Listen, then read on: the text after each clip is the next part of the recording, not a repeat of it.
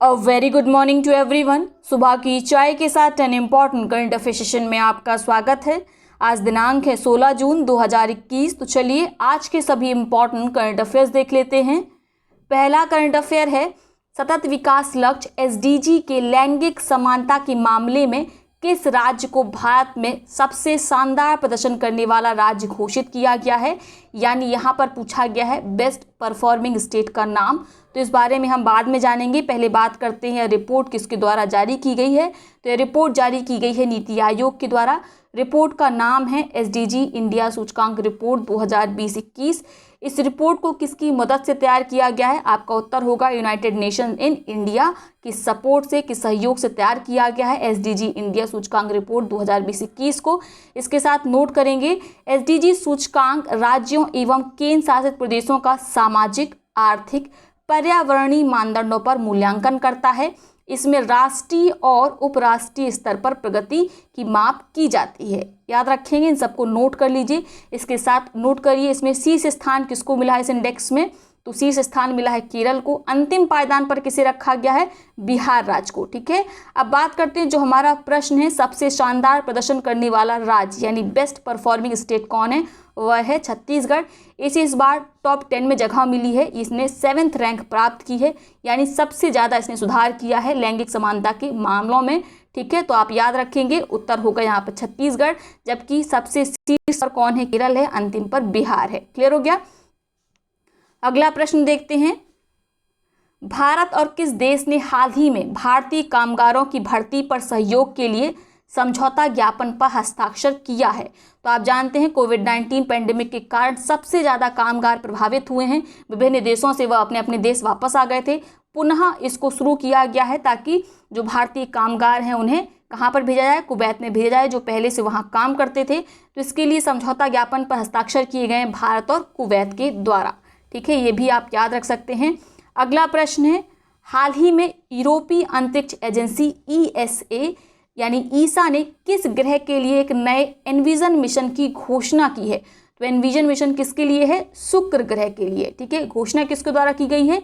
यूरोपीय space agency के द्वारा। ठीक है, स्पेस रिसर्च एजेंसी के द्वारा, ईसा के द्वारा। ईसा इस मिशन के लिए नासा की मदद लेगा, याद रखेंगे। ठीक है, साथ में लक्ष्य रखा गया है कि इस मिशन को 2030 तक लॉन्च किया जाएगा। और इस लॉन्च के लिए किस रॉकेट का प्रयोग किया जाएगा आप वह भी नोट कर सकते हैं। रॉकेट का नाम है एरियन 6 रॉकेट। ठीक है, एरियन 6 रॉकेट के द्वारा विजन मिशन को लॉन्च किया जाएगा ईसा के द्वारा, यूरोपीय स्पेस रिसर्च एजेंसी के द्वारा। क्लियर होगा। अगला प्रश्न है, मरुस्थलीकरण का मुकाबला करने के लिए संयुक्त राष्ट्र सम्मेलन के कॉन्फ्रेंस ऑफ पार्टीज के 14वें सत्र के अध्यक्ष कौन थे? तो ये है 2019 का करंट अफेयर, लेकिन वर्तमान में इम्पॉर्टेंट है, इसको याद रखना, क्योंकि पुनः इसी विषय पर यानी मरुस्थलीकरण पर चर्चा करेंगे हमारे प्रधानमंत्री नरेंद्र मोदी। तो ये कब हुआ था? यानी आपसे पूछा गया है कि यूएनसीसीडी COP14 की अध्यक्षता किसके द्वारा की गई थी? ये कब हुआ था? तो यह हुआ था 2019 में। यूएनसीसीडी COP14 अध्यक्षता की गई थी प्रधानमंत्री श्री नरेंद्र मोदी के द्वारा। याद रखेंगे कब? 2019 में। कहाँ पर? नई दिल्ली में। ठीक है, याद रखना है आपको। वर्तमान में क्यों हमने इस बारे में बात की तो जान लीजिए। हाल ही में पीएम मोदी संयुक्त राष्ट्र में मरुस्थलीकरण, भूमि क्षरण, सूखे पर एक उच्च स्तरीय वर्चुअल संवाद को संबोधित करेंगे। ठीक है, यानी यूएन में संबोधित करने वाले हैं पुनः इसी विषय पर, जिस विषय पर 2019 में वे स्वयं अध्यक्षता कर चुके हैं। इसीलिए 2019 का जानना महत्वपूर्ण हो गया है।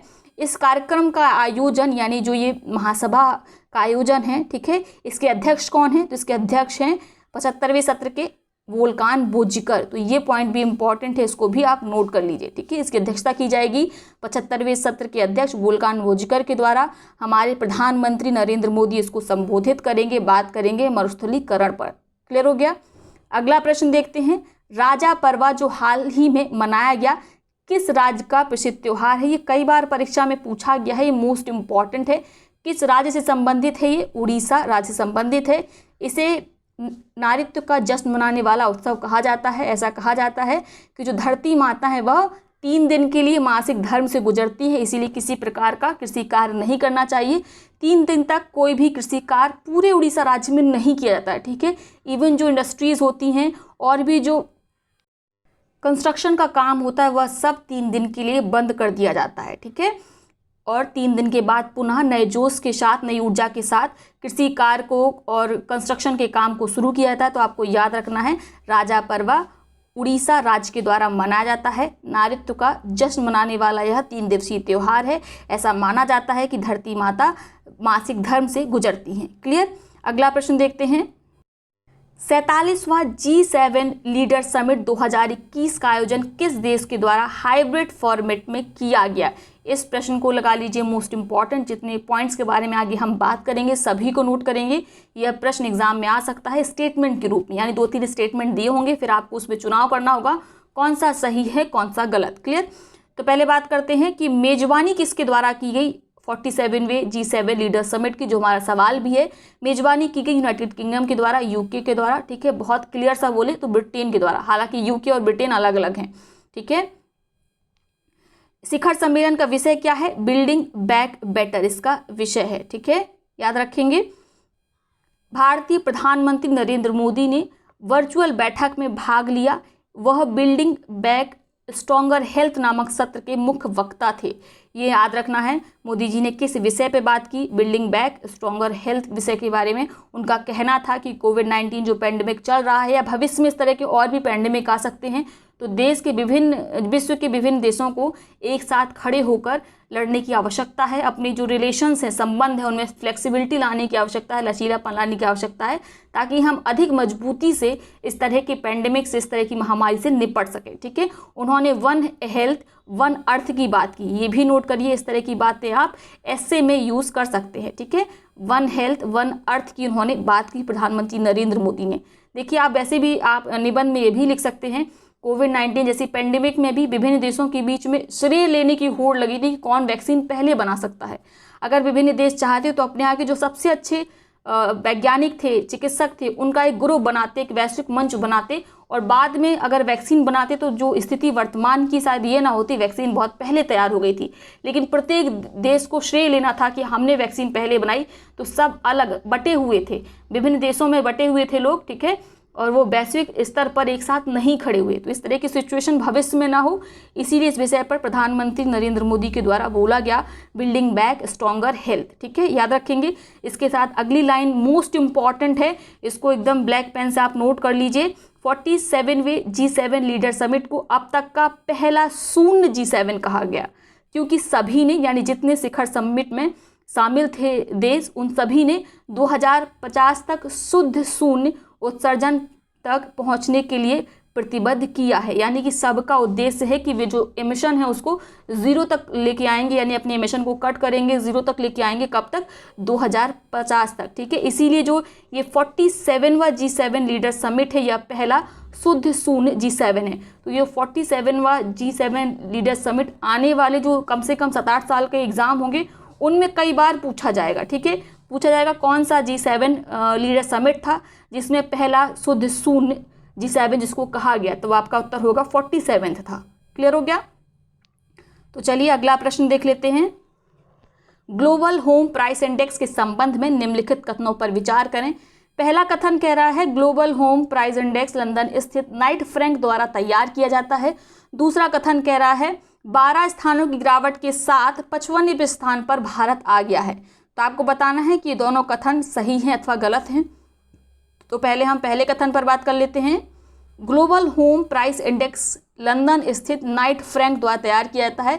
यह बिल्कुल सही है। प्रत्येक वर्ष किसके द्वारा तैयार किया जाता है? लंदन स्थित नाइट फ्रैंक के द्वारा। ग्लोबल होम प्राइस इंडेक्स यानी विश्व में घरों की जो कीमत है उस पर क्या प्रभाव पड़ा है, किसके प्राइस किस देश में सबसे ज़्यादा हैं। जिस देश में घरों के प्राइस सबसे ज़्यादा होते हैं, सबसे महंगे होते हैं, उस देश को ही शुरुआती रैंक मिलती है, यानी शीर्ष देशों की रैंकिंग में रखा जाता है। भारत की स्थिति देखें तो 12 स्थानों की गिरावट इस बार आई है, और इस बार की जो रैंक यानी 2021 की वह 55 है। पिछले वर्ष की रैंकिंग क्या होगी? 12 माइनस कर दीजिए, क्योंकि 12 स्थानों की गिरावट है, तो वह आएगा आपका 43। तो पहला दूसरा दोनों कथन सही है, आपका उत्तर होगा सी, ठीक है। 1 और 2 दोनों सही हैं।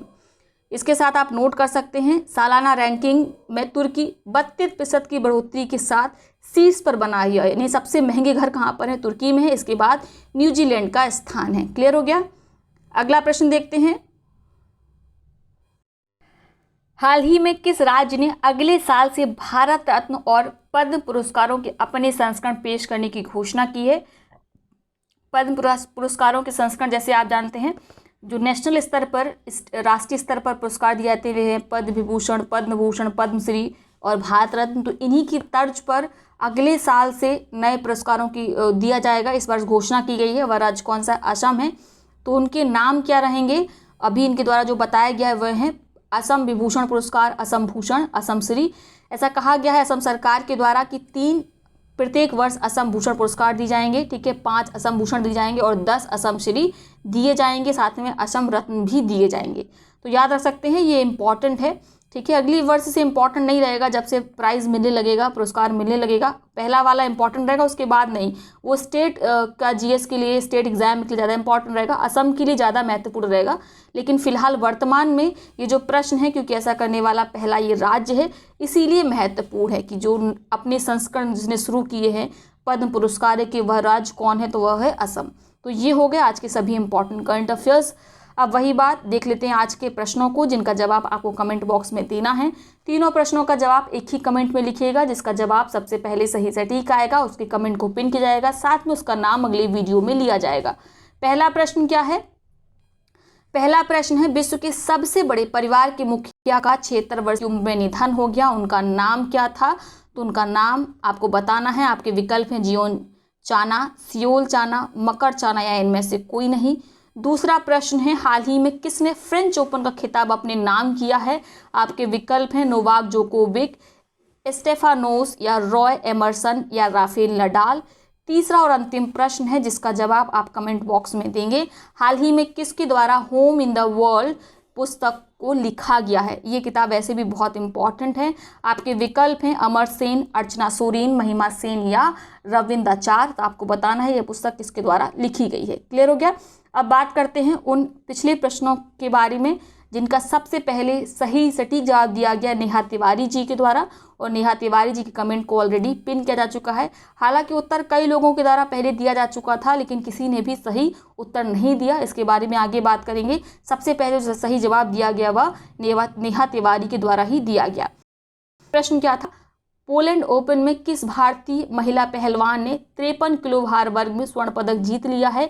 तो ये हैं आपकी विनेश फोगाट। 53 किलोग्राम भार वर्ग में इन्होंने गोल्ड मेडल जीता है। किसमें? पोलैंड ओपन में। क्लियर हो गया? अगला प्रश्न क्या था? हाल ही में स्वतंत्र भारत के पहले ओलंपियन का निधन हो गया, उनका नाम क्या था? तो ये है मोस्ट इम्पॉर्टेंट। कौन थे वे? ये थे सूरत सिंह माथुर। क्लियर हो गया? अगला प्रश्न था, हाल ही में किस भारतीय मूल की पत्रकार को अंतर्राष्ट्रीय श्रेणी में पत्रकारिता के लिए पुलित्जर पुरस्कार 2021 से सम्मानित किया गया? और इसी प्रश्न का जवाब ज़्यादातर लोग के द्वारा गलत दिया गया। यहाँ पर पूछा गया था पुलित्जर पुरस्कार किसको दिया गया भारतीय मूल का, ये तो था ही। साथ में ट्रक्स क्या था, इंपॉर्टेंट क्या आपको ध्यान रखना था, अंतर्राष्ट्रीय श्रेणी पूछा गया था। यहाँ पे इंटरनेशनल श्रेणी में पूछा गया था किसको दिया गया। तो इसका उत्तर केवल एक था, मेघा राजगोपालन। लेकिन ज़्यादातर लोगों ने मेघा राजगोपाल और नील वेदी दोनों के नाम को सम्मिलित किया, जबकि यहाँ पर पूछा गया था अंतर्राष्ट्रीय श्रेणी के क्षेत्र में। ठीक है, तो इसको सबसे पहले किसके द्वारा पहचाना गया कि उत्तर हमें क्या देना है? तो वो था नेहा तिवारी, इसलिए उनके कमेंट को पिन किया गया।